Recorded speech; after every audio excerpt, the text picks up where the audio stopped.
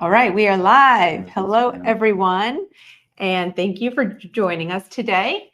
We have a hefty topic for you guys. I know it's a lot of information out there, so I'm sure there's going to be a ton of questions. Patience while we are setting up our Instagram. Did you go to Instagram? Where? Right there. Perfect. Mm-hmm. Why is it not live? Now hit the copy again. So this happened before. We're working with a program that gets us live on all platforms. And Instagram is always a tricky one. No, was it last time we were here, but we'll get there. Give us 1 second. I'm going to say, Ryan, do you want to say hello to everybody? Yeah, I sure do. Hey, everybody. Big time Zoom coming at you today, or StreamYard. But what a great topic. And as usual, we really try to focus on keeping things around 15 minutes. You know, we respect your guys' valuable time. We are very grateful that you join us every Monday, noon Eastern. And I hope you guys get a lot out of these. But today's topic is so super complex, but we are going to make it so simple. We're going to get into some hormone therapy discussion, and we're going to talk a lot about ways to supplement and lifestyle things that you can implement to be more aware about your hormone and possible imbalances. So excited for today's Zoom, and excited actually because we're going to be talking about a product that we've recently released. It's a women's hormonal support product. And I know for the guys that are watching, I want to make sure you all know that we do plan to launch a men's hormonal support product as well. It is in the works because there are significant differences, of course, between men and women. But as you'll hear today, there's a lot of stuff I think that most people don't realize when it comes to hormones and how important just generally nutrition and supplementation is, because of the cofactors involved in the production and the maintenance and the metabolism of our hormones. So that's really what we want to touch on a little bit today. I think, unfortunately, for our Instagram folks out there, you will not be joining us. All right. It's okay. Yeah. We'll figure this out. It's not friendly with Instagram, so we're working on it. But we are. Again, like Ryan said, thank you for joining us today. We are live on Facebook and YouTube, and these are always available on our YouTube channel, so make sure you subscribe us there. So as we were talking about hormones, females out there, I mean, do you suffer with negative symptoms associated with hormone fluctuations? And for you guys out there, do you know someone, maybe your wife, your mother, your sister, your neighbor, that deals with hormone fluctuations? I'm sure you know when they're going through something. Right. So this topic is for everybody. I'm Lisa, and this is Dr. Ryan, and we're here to cover everything for you. Okay, so today we're talking about how we can prevent those negative symptoms associated with, let's first talk about like the PMS symptoms, right? So this discussion covers like all females. So through the whole menstrual cycle, so how we can prevent those negative symptoms, as well as those perimenopausal, going into menopause and postmenopausal women, how we can help alleviate some of those symptoms that you get that, associated with the hormonal fluctuations. So we're going to cover female hormone fluctuations, lifestyle factors, big one, that affects our hormones, symptoms associated with hormone fluctuations and imbalances, therapeutic options for hormone health, and our LiveGood hormone balance supplement. Okay, so before we get into this, if you haven't already, make sure you subscribe. That way you get access to all of these videos. And like I said before, we also will always have it. It's always on our YouTube channel. So if you miss something or want to share with someone, you can always access it there. All right, so let's jump into female hormone fluctuations. So hormones are your body's chemical messengers, right? They're constantly sending messages like from your brain to other parts of your body. If these are not working properly or something's going on there, then things are off with our body. Like when your hormones are out of whack, I mean, this affects everything from like our outlook on life, our energy, our metabolism, our libido, how our menstrual cycle is. Is it late? Is it early? Is it long? Is it heavy? Is it light? Lots of things go into play when we have these, hormone fluctuations. And we all know those fun PMS symptoms that we get, right? So, I mean, the irritability, the mood swings, the just want to yell at everybody and everything. I think he laughs because he knows from experience. But, we need to do what we can to help prevent these hormone fluctuations. Some of them obviously are not preventable, but there's many things that we can do to help this in the process. So I think we just got live on Instagram. Well, we'll see here in a second. You can keep going. Okay, yeah. I mean, that would be great if you jumped on late. It's okay. Okay, so those are those female fluctuations. Again, let's go back to like the PMS. So we go through the stages, right? From, ovulation to getting our menstrual cycle and everything that takes place. And typically it's like those second 2 weeks of the cycle, if you're on a regular cycle, where a lot of factors go into play. And this is when we really start to get the negative symptoms. Everything from like the breast tenderness to the mood swings, to the irritability, to the bloating. We get it all. And then also the hormone fluctuations through the perimenopausal to menopausal and postmenopausal. And these vary a lot. I mean, Ryan can elaborate on this, but these vary a lot with like our estrogen imbalances that go into play, where typically the good estrogen is going down, the bad estrogen is going up, giving us those negative symptoms. And we'll go into that a little further as we go on in our talk today. But also make sure as I'm talking that you're writing in questions in the comments section, because we will cover those, at the end of this, and make sure we address as much as we can so we can really help you guys understand what's going on and how we can help it. Okay, so lifestyle factors. There are many lifestyle factors that affect our hormones. And like I was talking about control, we need to be able to control these to help ourselves, because there's so much that we can't control. So perimenopause to menopause, we've got ongoing stress, things that affect our hormones, perimenopause and menopause.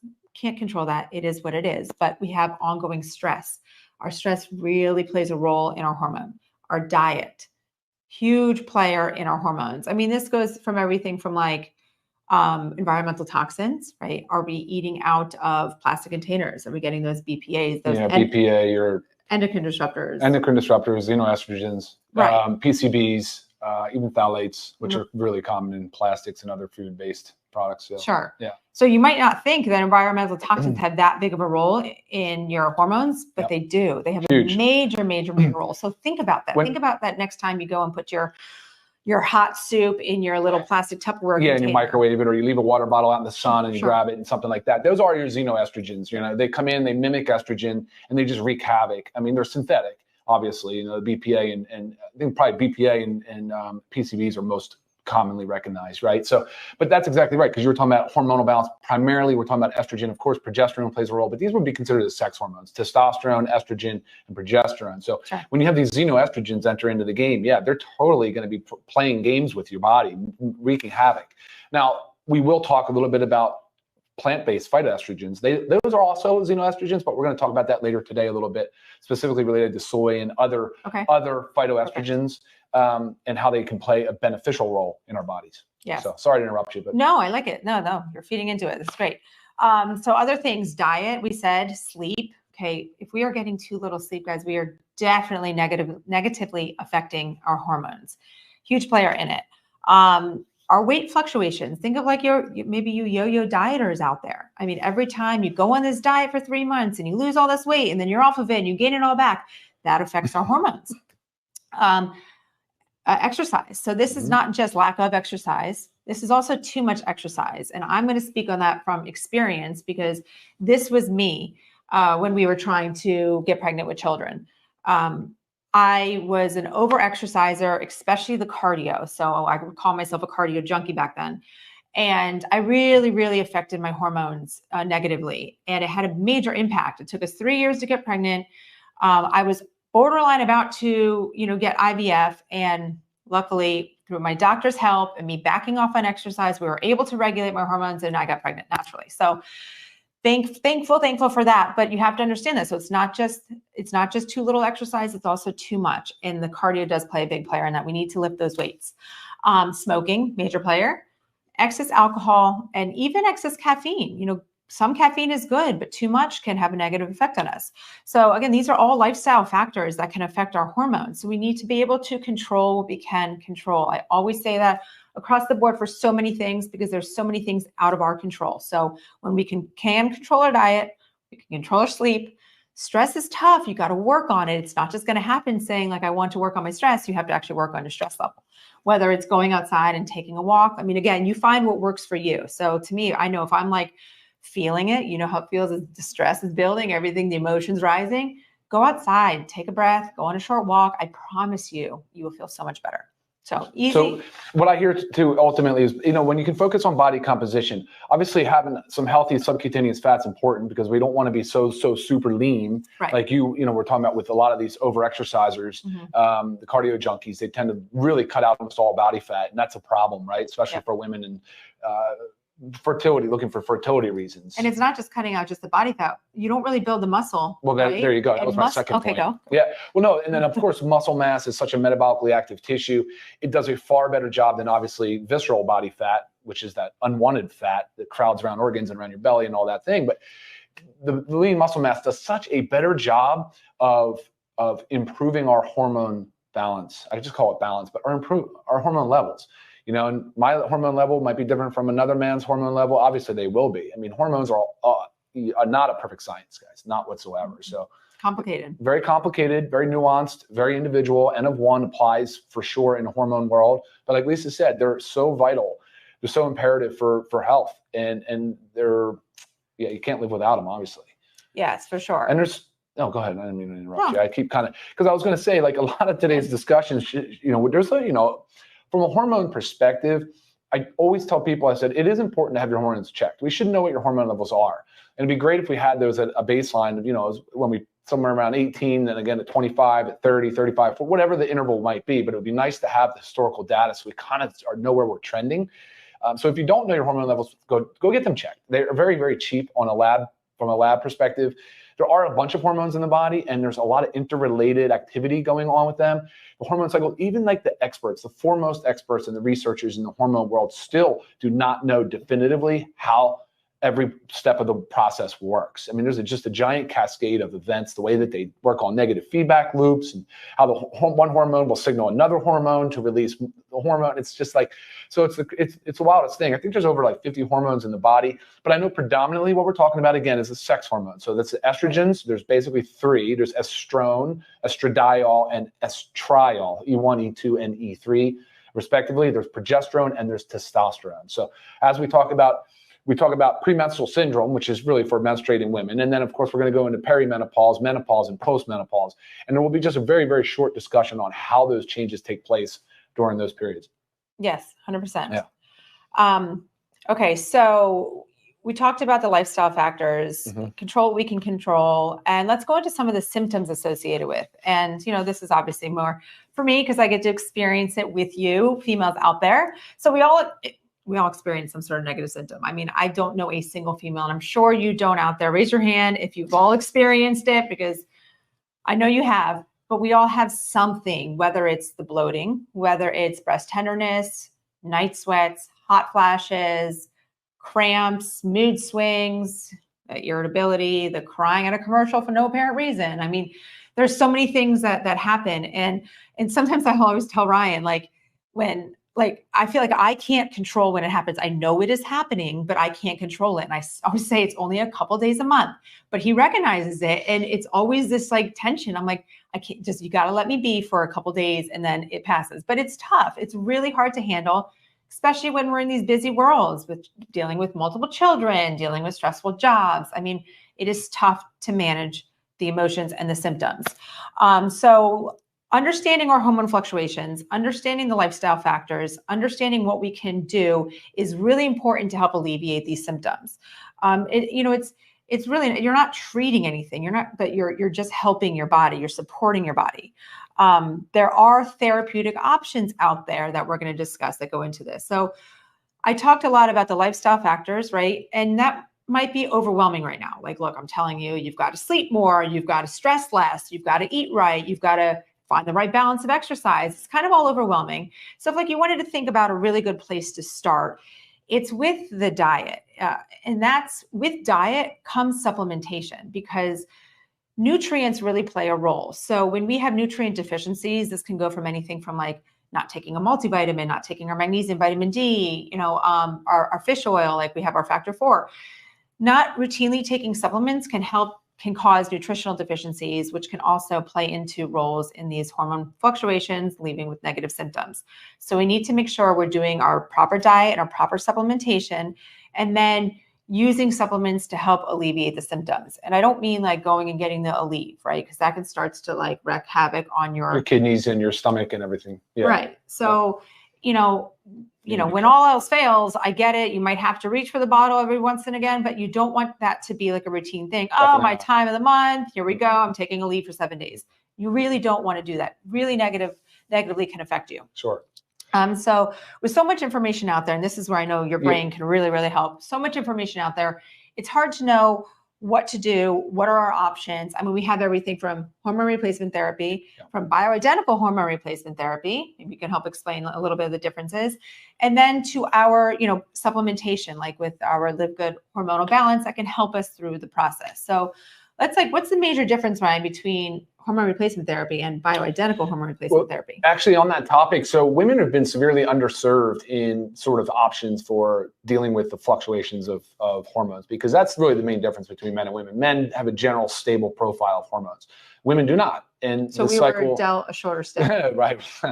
Well, and ultimately in 2002, they did a study called the Women's Health Initiative, which completely put any therapeutic option that was available off the table.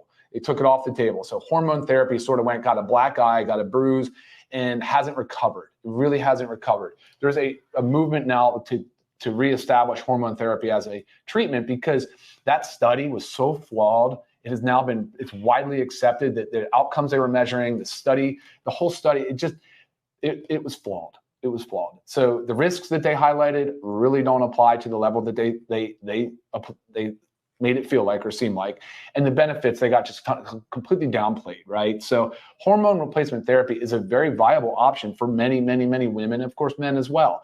And it should be done safely with a knowledgeable provider. It is not the standard of care in today's society. It is not. When you go in and you see an endocrinologist or you see an obstetrician, a gynecologist, you probably will not even be talked to about therapeutic options. There's just not much available. And even if you happen to get down the hormone path with them, they may not be that well educated, because the system, the didactic school system is not really teaching it. They're not training on it. It's really disappointing, because now the science has shown, there's been multiple studies now to show the benefits of hormone therapy and the fact that the risk of breast cancer and different cancers is much lower, if at all, what they originally stated they were. It could potentially be in the opposite direction, where there's beneficial protective benefits of hormone therapy. So again, I encourage you to seek out a provider somewhere in the functional medicine space, someone that understands hormone therapy, a specialist that has been trained in it, that has seen a lot of patients and does the testing, the appropriate testing, and does the whole thing. Because even though you get your blood work done, it is so subjective. A big portion of hormone therapy is so subjective. It's how you feel. Like, you may have low testosterone, but not have any symptoms of low T, so you don't need it. And the same thing with women and estrogen. So, and there are options. BHRT is just a bioidentical hormone replacement therapy, which means that the molecule is exactly matched to the body's, the way a body manufactures or produces a hormone. So these options are out there. They're available. And then, of course, you can look at sort of homeopathic or alternative ways, and you can certainly look at supplementation, which is, like Lisa said, nutrition, and that's what we wanted to talk a little bit about today. And Lisa, I know we're running a little late. We're about 15 after, but I think we're fine. We can kind of just keep going. This is a big topic. It's a big topic. It's a lot to cover. It is a big topic. And what Ryan was talking about, like know your numbers, and seek advice from a especially functional medical doctor. They are so well versed in this topic. But I make sure I get my hormones checked yearly, because I am tracking myself to make sure, as I start to go into perimenopause and menopause, I want to make sure I tackle that appropriately. I want to make sure if I need to be on bioidentical hormone replacement therapy to help with those symptoms or just to help, the path, then I will. But I also know all along the path, being able to take nutritional supplements to help me, balance those symptoms, again, control what I can control, then, I'm going to do that. Of course.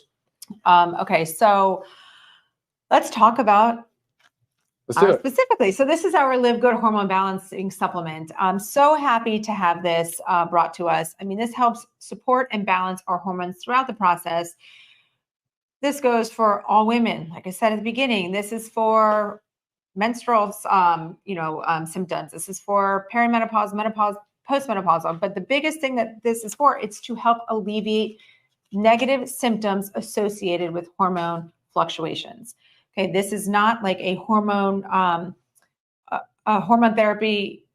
A hormone replacement therapy substitute. Okay, that's not what this is, to help alleviate the symptoms.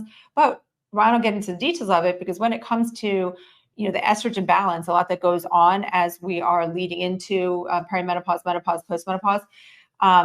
There's an ingredient here, DIM, that's very important in helping balance that estrogen, because the negative estrogen starts to go up and we get the negative symptoms associated with, but it's also, isn't it the negative one, the one that's more associated with breast cancer and whatnot?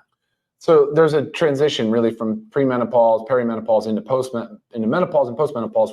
Just simplifying it, your estrogen levels drop, your progesterone levels drop, your testosterone mostly kind of stays the same, but that's the thing. And your most prevalent circulating hormone premenopause is estradiol, the E2. And then through menopause and after, you get a significant drop in that. And then essentially what estrone, E1, becomes the most dominant estrogen. And that's the one that is most associated with these negative side effects. But of course, at the same time, we have a drop of estradiol and a drop of progesterone. Sure. So there's a significant imbalance there, which would be mostly the contributing factor. So, and then a big part of that is, all right, if we want to talk some of these ingredients, a big part of that is the production and the metabolism of it. So how does the body break it down? And that's a lot what even milk thistle does in the liver, because estrogen is metabolized through the liver. Sure. And so you'll have beneficial things like, what did I just say? Which was the ingredient for the liver? Milk thistle? Milk thistle, yeah, of course.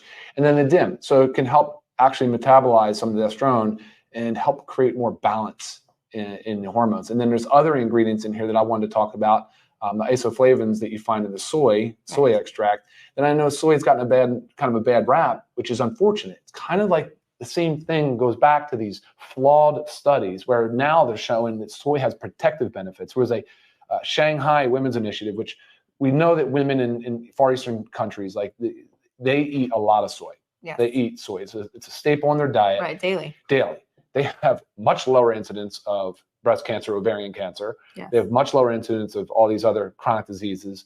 And their soy intake is off the charts high. And it's mostly because of the active constituent, which is isoflavones. So, we're looking at it going, okay, this Shanghai Women's Health Initiative looked at it and showed all these benefits of soy. Right? And then when you look back at our historical studies on soy, they're super flawed. So now the science again is sort of flipping. And what's going on there is isoflavones in the soy is interesting. It's a phytoestrogen, but it can have estrogenic effects, so beneficial more estrogen effect, or it can have anti-estrogenic effect. What we're typically seeing, this is why we say the word balance, and this is where it gets confusing for women. How can it help me if my levels are high? How can it help me if my levels are low? Well, for premenopausal women, their E2 is high. Estradiol is high. Okay. Well, it can come in, this isoflavones come in and can kind of act as an anti-estrogen there. Can it bring the levels slightly down or stabilize, right? And then on the flip side, the postmenopausal, menopausal, postmenopausal women, they're low in estradiol, where you have an estrogenic effect with the isoflavones. So it's actually benefiting and providing more of an estrogenic effect. So this is the idea. This is the way that the isoflavones are proposed to work. And it's not clear. Of course, it's not clear. And that's, again, why we say, are you symptomatic? Are you looking for a solution? If you are, try it. It's a trial. Does it work for you? If not, stop taking it. That's just the name of the game. Lisa could tell you she's gone through multiple supplements, just trying to find the right balance of things. But here's what I will tell you. The list of ingredients in this women's hormonal support product, you will not find in another product. You would have to take between 3 and 5 products to get that balance of. And by the way, they're in standardized extracts. So you know exactly how much of the active constituent you're actually getting. So that's kind of the game there. That's sort of what's happening. Oh, let's see if I made any other notes. While you're looking, so you can check out this product on our website, LiveGood.com. It is $19.95 retail, $14.95 for members. Right. That's a 30-day supply. And this could be something that you're needing to take every day. Say you're, during your menstrual cycle, maybe again, you have to play around with it. So with the supplements for me, I need to take them every day throughout my cycle, throughout my month cycle, because if I only take them those last 2 weeks when things start to get nitty gritty, I actually miss my ovulation symptoms, because that's the middle, right? And I get really symptomatic there. Okay. I get painful cramps, bloating, and breast tenderness all starts around that middle. So if I wasn't taking it every day, I'm going to miss that point, right? If I just started taking it in the middle. So you have to figure out what works for you. No person is, alike. No, so you just have to see, is the black cohosh in here, is that going to help you with your hot flashes? Sure. And Good. Yeah. I'm not there yet, so but I know it's a well-studied ingredient to help with hot flashes. And so the phytoestrogens are too. So isoflavones and the dunquis also act as a phytoestrogen, whereas the chasteberry can be more of a premenstrual syndrome benefit, right? For some of those other symptoms. Right. Yeah. And I was getting some feedback from customers. I had an email that someone hadn't had their period in 3 months, but should be regular. They were just irregular due to factors. They started taking this and they got their period, so now they're regular. So it's just things like that. It can help balance you. And we might say like, God, I wish I didn't have my period every month, but we need to be regular. Like our bodies are meant to do what they're meant to do, and we really should have around about a 28-day cycle. So unless you're in that irregular perimenopause, sure. which is the 12 months leading up to where you have irregular periods leading into no periods for 12 months. Yes. So, I mean, most importantly, there are options out there. And when it comes to balancing, alleviating, helping our symptoms, this hormonal balancing supplement that we've made, there is nothing like it. Again, check it out on our website, read all about it. Always ask me questions. And let's actually, while I'm talking about questions, let's go into questions. Okay. How do we bring this up? Show? Yeah. There we go. So I actually get this question in my email a lot from Sue. Does it help with someone who has had a full hysterectomy? So again, this depends, because if you've had a full hysterectomy 10 years ago and you're not having symptoms anymore, I mean, your body has kind of balanced out, right? You are where you are. You can't start taking something and reverse anything like that. But I have a friend that had just recently had a forced hysterectomy. So she was a hysterectomy that led her into forced menopause.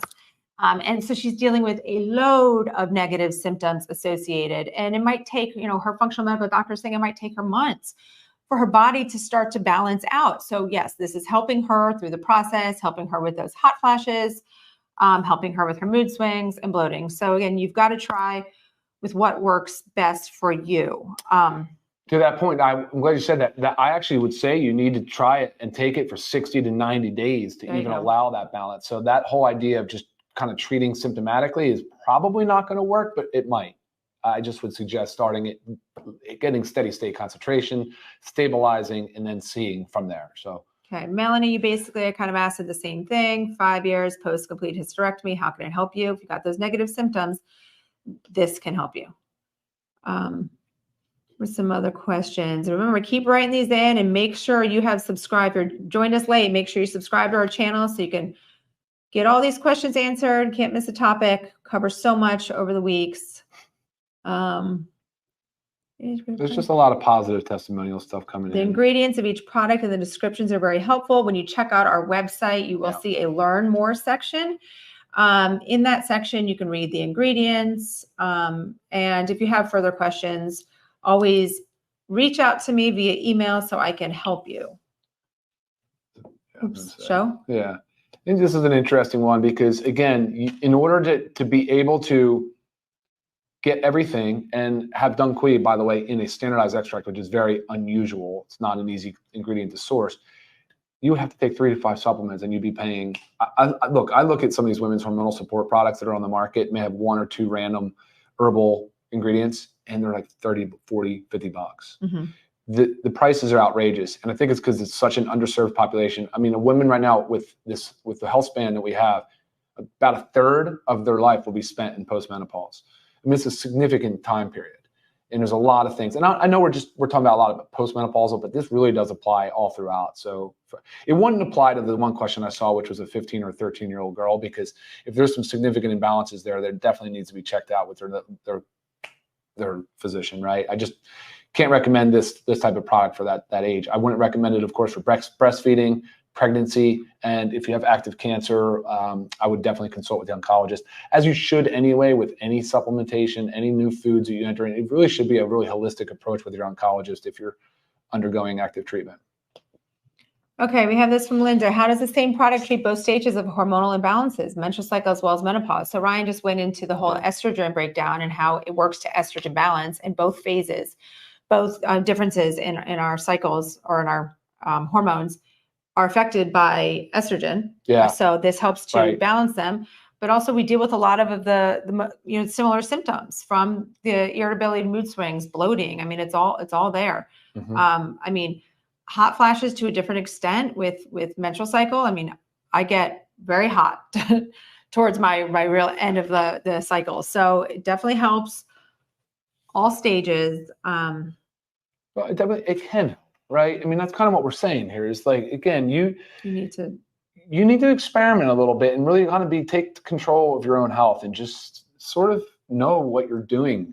And so hopefully this helps you guys, because I don't know of any supplement brand that's out there doing what we're doing, just talking about the benefits, the risks, and what to expect if you're going to start supplementing. Right. And like Ryan said, truthfully, prior to this supplement, our supplement, I have tried many. And and again, I would stick with it for 3 months and see if it makes a difference. And if it doesn't make a difference, I move on. So we each have different things going on in our body and why we're experiencing different things. So again, you've got to try. Yeah, it's just a shame. Women have really been left to just figure it out on their own. There's not many solutions. There still is not. And so I'm pleased that we're able to sit here on this platform and talk about this product, because I think it can help a lot. It will really help a lot. And just for you guys out there, when your estradiol, the E2, does drop, I mean, that's typically what you would see the hormone replacement therapy go after. Typically it's estradiol, so E2 and a little bit of E3, and usually some progesterone, because when your progesterone drops out, man, your sleep is completely wrecked. And it doesn't affect everybody the same, but I've certainly seen women really, really struggle because of this low E2 and low progesterone. Right. A lot of just random questions about, having breast cancer due to increased estrogen and progesterone. Yes. I always advise just speaking with your doctor, your oncologist. With the, are you saying active cancer? The problem with it, the risk though, if you go to speak with your Western trained standard of care, primary care docs, you're going to get a stare that looks like you're a monster. Like, what would you even think about doing this for? Why would you go on hormone therapy? That's a risk. Meanwhile, you have this complete upwelling surge of new practitioners that are very, very aggressive in using hormone therapy, and they're getting tremendous results. Right. It's not for everybody. There is some risk. There's some benefit. Of course, you got to weigh the two. Right. But I hate the idea that we're just completely blocking this hormone therapy as a standard of care. Right. My prediction and my hope is that it becomes back. It circles full back, and it's a standard of care in all medical practices in the next 2 decades. Right. And whether this is something you've had cancer in the past, Mary, yes, Yes. Same thing applies.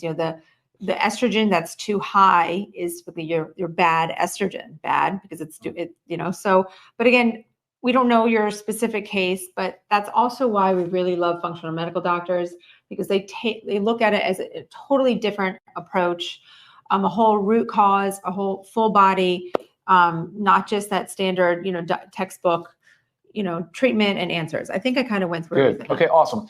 And I would say this too. I'd say that of course you don't want to use things that would promote cancer developing cells, right? So that's another thing. You got to be careful.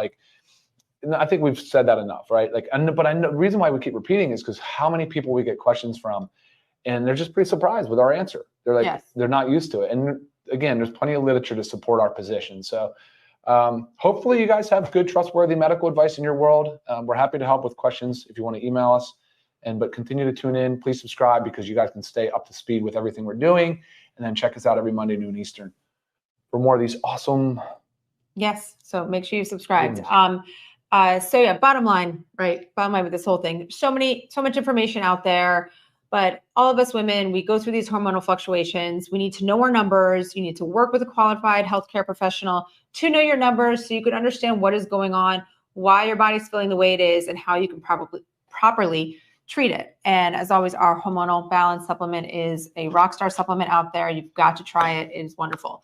Next week we have it's our FAQ, but I'm changing the name to AMA, Ask Me Anything. So it's really Ask Us Anything, but that's where we will come on live. So come with your questions, and you can ask us anything health and product related, supplement related. We are going to be here to answer you. So looking forward to seeing you next week. Thank you guys for joining us today. Thanks everybody. See you later. Bye-bye.